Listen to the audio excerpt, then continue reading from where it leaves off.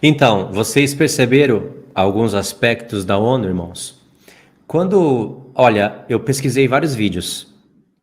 Eu gostei mais ou menos, eu pesquisei uns 10, 15 vídeos, dentre eles eu favoritei alguns, e até entre os estudantes da ONU existe divergência de pensamentos. Você vê que uns acabam percebendo algumas coisas a mais, outros não, cegamente gostam de falar e elogiar e engrandecer a ONU, porque a ONU, ela é uma grande organização no mundo. Ela está no mundo todo. Tem pessoas que chegam a falar que o destino da humanidade está na mão de 5 países. Não na mão da ONU em si, mas na mão de 5 países. Vocês vão entender isso. Outros chegam a falar que a ONU é praticamente o planeta todo, né? Eles falam planeta, chamam o mundo de planeta, porque eles acreditam que a Terra é uma bola molhada giratória igual os malucos fundamentaram na nossa cabeça na escola. Então eles falam que a ONU é o planeta todo. E eles não estão mentindo nisso. É porque às vezes a gente deixa de pesquisar essas coisas, a gente deixa de estudar e vai comer um monte de informações do Instagram, informações nada, vai comer um monte de besteira das mídias e esquece de olhar para o que está na nossa cara. Lembra, irmãos? Daniel disse que ele teve vontade de aprender sobre o quarto animal. E ele disse que estava olhando para os 10 chifres quando ele viu o chifre pequeno se levantar. Isso parece uma informação lógica, né? Ele estava olhando e viu um chifre se levantar, mas não é, é um alerta para a gente. Quando Daniel estava olhando para os 10 chifres, isso significa que nós temos que estar olhando para a geopolítica bíblica, não é essa loucura que você vê em outros canais, não. Estou falando de geopolítica centralizada, bíblica, não é ficar olhando cada passo que cada governador dá para ficar consumido o material, não é nada disso. Olha diretamente para a Bíblia, para o que acontece no mundo. E se você estiver olhando isso, se você não estiver olhando futebol, não ficar olhando outras besteiras, não ficar olhando um monte de filme de seriado, e estiver olhando como Daniel estava olhando, você vai ver o anticristo se levantar. Você vai compreender as coisas. A ONU, hoje são 193 países. Ela começou em 1945 com 51 países. Mas vocês têm que entender o contexto, como se originou o esquema. São 5 países que eles foram vitoriosos na Segunda Guerra Mundial, porque o contexto do surgimento da ONU, antes disso teve outra organização que faliu, era chamado de Liga das Nações, não deu certo, faliu. Mas a segunda vingou. A segunda realmente era o início da sétima cabeça. Ela começou com 5 países que se uniram e formaram a ONU para si. Eles mandam em tudo. Vocês podem discordar, às vezes, por ter uma... Alguém pode discordar, né? Por ter uma mente travada, sei lá, em alguma religião, em alguma doutrina, seja lá qual for, e não olhar para essas coisas. Mas tem que destravar a mente, irmãos. 5 países, quais são eles? Eles são que dominam tudo. Não adianta negar isso. Eles dominam. Não é Papa, não são árabes ainda, não são esses que dominam o mundo, não são judeus banqueiros, não são os financiadores. Olha para o mundo, olha para a real, o que está na nossa frente. Reino Unido, Estados Unidos e França. Esses 3 representam o Ocidente. E depois tem Rússia e China. Eles fazem parte do Conselho. E eles nunca mudam. Desde quando começou até hoje, eles não mudam. Eles são os chefões. Eles mandam em tudo. Só que fora isso, tem mais 10 países que vão trocando de 2 em 2 anos. Eles fazem parte do Conselho também. E eles não mandam em tudo. Tem algumas coisas que eles têm poder, outras coisas não. Mas são os mais poderosos, ou seja, são 15 países, aspas, que mandam no mundo inteiro. Mas, na verdade, quem tem poder mesmo são esses 5, porque esses 5 têm poder de bloqueio. Eles chamam de poder de veto. Eles conseguem bloquear uma resolução, por exemplo, dos 10 membros do Conselho da ONU. Vou fazer uma análise com vocês, para vocês verem que esses países, os 5, Rússia, China, Reino Unido, Estados Unidos e França, dominam o mundo. E isso já é a sétima cabeça, mas não está completa ainda. Se 14 países disserem sim para uma resolução, para qualquer coisa, sei lá, para promover um ataque ou impedir uma guerra, qualquer coisa, porque eles, olha só, eles todos trabalham para a paz e segurança no mundo. Estranho, né? Paz e segurança. Quando você vai estudar os vídeos, o que mais você escuta é paz e segurança. Paz e segurança. Paz e segurança. Lembrou de alguém? Lembrou de algum texto? Então, vai vir destruição repentina sobre esses. Porque Paulo deixou isso muito bem claro, e essa questão de Paulo dizer, de Paulo escrever, quando andarem dizendo paz e segurança lhe sobrevirão destruição repentina, está no mesmo contexto em que ele fala de dores de parto para as nações, da vinda do Senhor Jesus como ladrão. E essas questões, Paulo tirou dos profetas. Os profetas falam de dores de parto, até para os cristãos, só que os cristãos vão gerar um filho no mundo.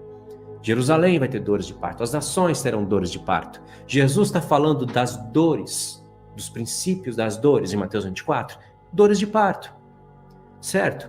Então, eles trabalham para paz e segurança, mas olha só como que funciona. 10 países são rotativos, a cada 2 anos, novos países são elegidos. Então, mas o que eles fazem? Eles só vão opinar. Eles têm poder de voto, não de veto. Eles só votam. Presta atenção nisso. Se os 10 países disserem sim, e mais os 4 países poderosos, aqueles do conselho que nunca muda, 4 disserem sim, são 14. Com a mesma mente, com a mesma decisão, mas a Rússia levantar a mão e falar não vai fazer isso, não vai invadir ali. Não acontece. Ou seja, um país pode ter o poder de mandar no mundo inteiro. E os outros 4 concordam, porque quando chega a vez deles, eles fazem o mesmo. Então, nos estudos que eu vi, eles têm vários exemplos para mostrar a incoerência dessa organização. Ou seja, esses 5 países criaram a ONU para eles mesmos. E eles mandam no mundo. E tem, às vezes, por exemplo, os Estados Unidos, ele desobedeceu uma decisão que a Rússia e a China tomaram juntas. Ele foi lá e invadiu o Iraque quando não era para ter invadido, e ele desobedeceu o conselho. Ou seja, já dá para ver que precisa-se de uma reforma. Só por isso. Isso é motivo para guerra até, né? Só que eles não vão fazer guerra entre os poderosos, né? Cada um quer ter o seu poder. Eles governam no mundo, irmãos, isso é fato. A gente não pode colocar um tampão nos nossos olhos, nos nossos ouvidos e falar: quem governa o mundo são os judeus, os banqueiros. Quem governa o mundo são os papas. Isso é loucura. É loucura, é ser cego e surdo para as coisas que nós estamos vendo. Coisas que são claras. Agora, a imagem está completa? Não está. Porque ao todo são 15 países. Dos 15, 5 principais que têm poder de veto. E fora isso, tem as contradições dentre eles, né? Agora, analisa isso. Para que tem esses 10 países rotatórios? Para quê? É claro que em cada detalhe que eu estou falando, tem mais detalhes para falar, né? Quem são esses 10 países? Como eles vão representar o mundo? Aí depende da escolha, né? A cada 2 anos, depende da escolha. Mas eles representam de maneira melhor o mundo, né? São 10 países, não 5. Então eles representam melhor o mundo, só que eles estão lá praticamente de enfeite. Porque se os 10 falam sim, e pelo menos um dos 5 falam não acontece. Então é enfeite. Na verdade, quem domina são aqueles 5. E na verdade, todos têm poder de veto. Ou seja, o poder está na mão deles. Essa é a imagem da 7ª cabeça, só que não está completa. E por não estar completa e ser complexa, confusa, a gente acaba desviando o nosso olhar, né? Principalmente quando a gente se encontra com outras linhas teológicas que começam a falar que os papas vão vir dominar o mundo, que a Igreja Católica, que Roma é Roma está nos dias de hoje. Aí tem outro tipo de pessoas que começam a olhar só para o mundo árabe. O anticristo é islâmico, o mundo árabe que domina, e que tudo é Alá, e que tudo é maldição. Aí não olha para o que está na nossa cara, irmãos. Agora, olha só que interessante isso. Olha para o Império Romano. O Império Romano, segundo a estátua, segundo a imagem que Deus fez. Olha como Deus é sábio, irmãos. Olha que sabedoria divina. Deus dividiu aquela estátua, né, falando a história da humanidade ali de maneira resumida, e até a proporção ali dos materiais vai falando da glória dos reinos. E não só isso, tem detalhes ali na estátua que são detalhes incríveis. A cabeça é de ouro e é Babilônia. Mostra que a mentalidade do mundo é babilônica. Por exemplo, o ventre da estátua é de bronze. E por que o ventre? O ventre é o Império Grego. O Império Grego foi o que mais estudou a sexualidade humana, os prazeres do homem. E está no ventre, lá onde a gente sente os prazeres. Não é interessante? O Império Romano é o império que marcha, é o império de ferro, é o império que destruidor, está justamente nas pernas. E lá nos pés que começa, no calcanhar, no peito dos pés, que começa a barro e ferro se misturar. E os dedos, já para falar da Organização das Nações Unidas. Olha como Deus é sábio, incrivelmente sábio. Então tem informações ali na estátua que a gente não pode deixar de perceber. Se Deus mostrou duas pernas de ferro, é porque o Império Romano haveria de se dividir. Quem diria, né? Quem diria que o Império Romano iria se expandir para o Oriente? E aconteceu, e teria que acontecer, porque assim formaria coerentemente o desenho da estátua. Pegaram isso? Então, embora o Império Romano estivesse incompleto, na época de Jesus e dos apóstolos, na época da formação de todo o Novo Testamento, embora estivesse incompleto, o Império Romano já tinha iniciado. Não é só porque estava incompleto que os apóstolos iriam dizer: nós não estamos no Império Romano. Entenderam? O mesmo exemplo, por exemplo, no Império Grego. O Império Grego, Deus mostrou, por exemplo, no leopardo, quando ele mudou a figura de material do ventre da estátua de bronze para um leopardo de 4 cabeças, já mostrava que o mundo estaria sendo governado por uma subdivisão do Império Grego, 4 cabeças, dominando o mundo. Mas antes disso, era Alexandre o Grande. No tempo de Alexandre o Grande, Grécia já era Grécia, já tinha iniciado. Ainda que o leopardo não se dividiu em 4 cabeças, faltava se completar a imagem, o Império Grego já estava em andamento. Irmãos, Deus já nos deixou exemplo no passado, para que quando a gente chegasse hoje, a gente entendesse a ONU. Ou seja, a imagem da 7ª cabeça não está completa ainda, porque não são 15 países e nem 5, e nem 10, né? São 5 mais poderosos, que são os vencedores da Segunda Guerra Mundial, e são 10 ali que tá só para disfarçar, é só para opinar, porque na verdade a opinião deles não vale nada. Se a Rússia ou a China ou qualquer outro, um deles falarem não, não deveria acontecer, embora a gente tenha casos em que os Estados Unidos desobedeceu o que a China e a Rússia votaram juntos. Por isso que a ONU é uma bomba relógio que está prestes a explodir. Mas, presta atenção, não é só porque a imagem da 7ª cabeça não está completa que não começou. Nós já temos o exemplo no Império Grego e no Império Romano. Já começou. São as Nações Unidas. Você acha que Primeira e Segunda Guerra Mundial é o quê? As nações começam a se unir, fazendo ligações. Nós já entramos no calcanhar, no peito do pé da estátua com a ONU. Agora falta só chegar nos 10 dedos. Quando nós chegarmos nos 10 dedos, e nós vamos chegar lá, pode ter certeza, porque vai ter reforma lá dentro da ONU. Eles já discutem isso. Já há uma discussão entre eles. Só que quem tem poder não quer dividir. Só que o mundo já está percebendo que a ONU ela funciona por uma parte, mas por outra ela não funciona. Eles querem dominar o mundo, e eles dominam o mundo. E tem muitos países que não estão satisfeitos com isso, vai ter uma reforma. Eles discutem a possibilidade de entrarem mais 5 membros permanentes. Aí ficam 10. Eles têm essa discussão entre eles. Pesquisa isso. Eu vou deixar o link para vocês dos melhores vídeos que eu assisti. Só que se entrar, por exemplo, se entrar 10 países, e ainda o poder de veto continuar, não muda muita coisa. Pelo contrário, complica. Não adianta pôr mais países para representar melhor o mundo e não ter uma mudança nessa questão de decisão. O mais justo seria assim, na minha opinião, hoje, são 5 países poderosos. Se 3 falarem sim e 2 falarem não, teria que acontecer o que os 3 falam. Seria mais justo. Mas não, um tem o poder de vetar os 4. E, na verdade, todos os outros países que eles alimentam a ONU, né? Eles que sustentam a ONU, porque a ONU também ajuda eles, há um interesse mútuo sobre tudo isso, e os 10 principais que fazem parte do conselho, eles são para resolver casos, né, ali de armamentos, de guerra, eles que comandam essa parte. Só que a opinião deles não vale. Eles só lançam a ideia para os 5 poderosos. Quem manda mesmo são esses que eu estou falando.